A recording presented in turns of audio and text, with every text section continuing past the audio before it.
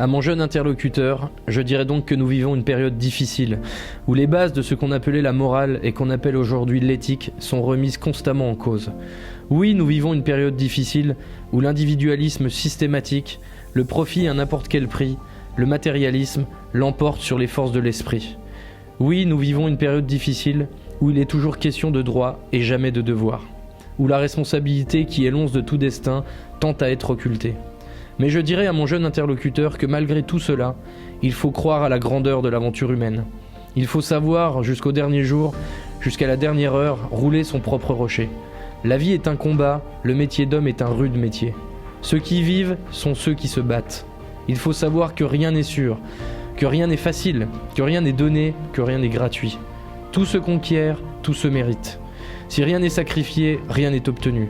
Je dirais à mon jeune interlocuteur que pour ma très modeste part, je crois que la vie est un don de Dieu et qu'il faut savoir découvrir, au-delà de ce qui apparaît comme l'absurdité du monde, une signification à notre existence. Je lui dirais qu'il faut savoir trouver à travers les difficultés et les épreuves cette générosité, qu'il faut savoir découvrir ces étoiles qui nous guident où nous sommes plongés au plus profond de la nuit et le tremblement sacré des choses invisibles.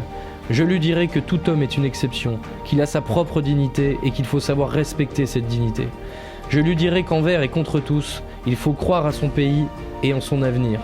Enfin, je lui dirai que de toutes les vertus, la plus importante, parce qu'elle est la motrice de toutes les autres et qu'elle est nécessaire à l'exercice des autres, de toutes les vertus, la plus importante me paraît être le courage, les courages, et surtout celui dont on ne parle jamais, et qui consiste à être fidèle à ses rêves de jeunesse. Et pratiquer ce courage, ces courages, c'est peut-être cela, l'honneur de vivre.